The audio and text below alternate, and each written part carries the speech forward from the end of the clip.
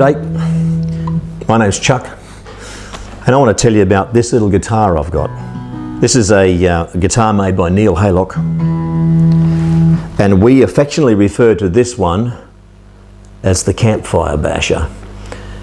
He and I went camping, must have been a couple of years ago now. We went away for 5 days out by the river, as you do, and you take your campfire guitar with you. And I took my 1973 Yamaha, and he took another brand which I won't mention because that wouldn't be fair. And for 5 days we endeavoured to play some music around the campfire at night, and I think by day 4, after him complaining about this instrument and what a terrible thing it was, and it was a cricket bat, and it was a dog, and it was anything but a guitar, and it didn't deserve to be called a guitar, and on it went. I said, oh, for goodness sake, Neil, you are a master luthier. Why don't you make one? Make a Campfire Basher. And he looked at me and he said, all right, I will. Well, this is it. This is the Campfire Basher. So he went to his workshop and he got the scrap woods, and these aren't masterclass woods like these other fine instruments here. These are supposedly the dregs, and he was even telling me that this top didn't quite go the distance across here. The other side is the side that was intended to be the front, but this side didn't show the blemish like the other side did. So he turned it over and it just made the distance. And then he picked up some pieces that are the back.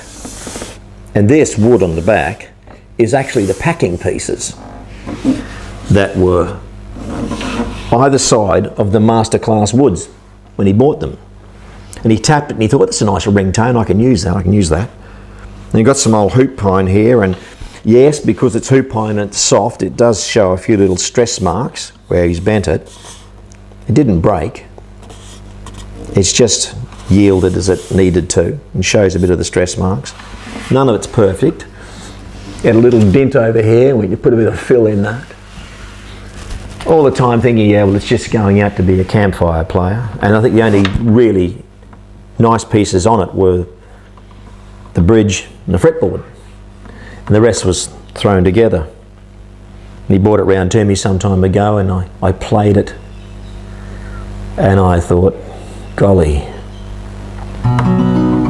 that's no Campfire Basher, that's just beautiful, just rings on and on and on. And I thought, well, I'd like to buy that. So I sold my other guitar, which was a lovely old Gibson, and I bought this one. And I thought it's kind of ironic when my wife said to me, you know, you should tell people about that Campfire Basher. And as soon as she said that, I knew what she was getting at.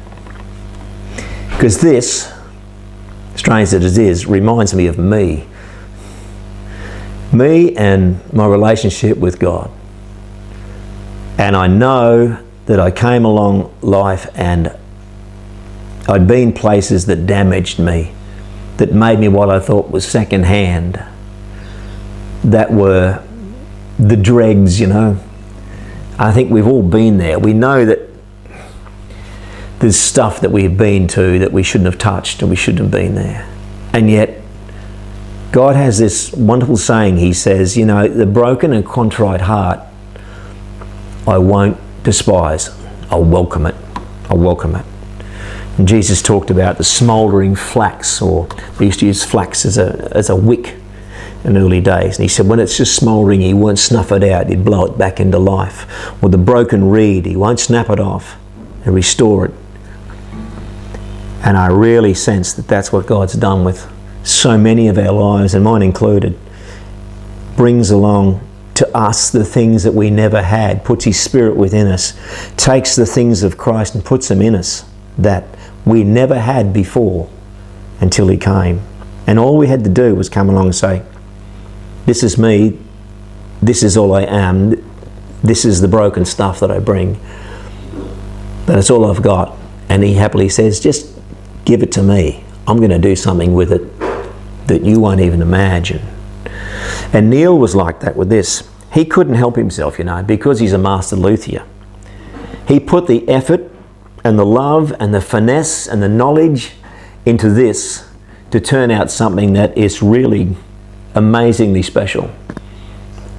I just think it's a wonderful, wonderful analogy for life. I don't think we can really ignore the call of the Spirit of God when He says, hey, don't be satisfied with just thinking in second best or second rate, or you're too damaged for me, or you're too broken, or you've done the wrong things, or you can never make it up. I know all that stuff. I'm going to give you a fresh start. I'm going to put something in you and make something of you that you never were before. And it's really true. And it's just simply a matter of saying, all right, Lord, I'm game.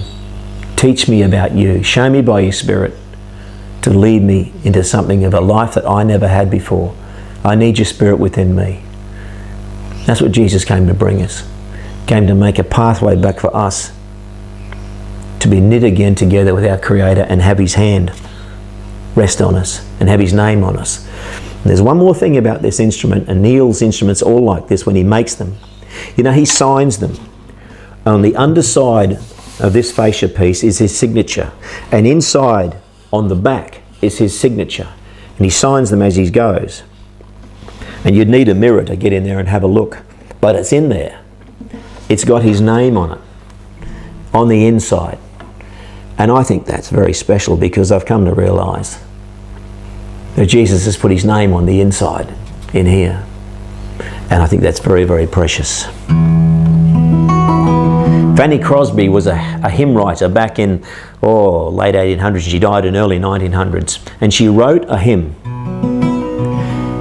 back in about 1880 or something. And she was leaving a prison in New York. And Fanny was blind from birth. She was blind. But she heard this prisoner say to her as she was going out, God, don't pass me by. Don't forget me. Don't leave me here. Don't ignore me. Please don't forget me or neglect me. And she wrote a song that was called Do Not Pass Me By. It was very, very famous. That's that little chorus I was playing before.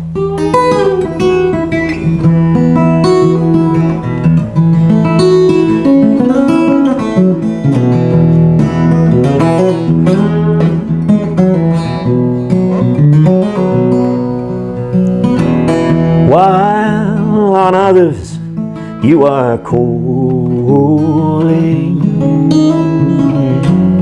do not pass me by.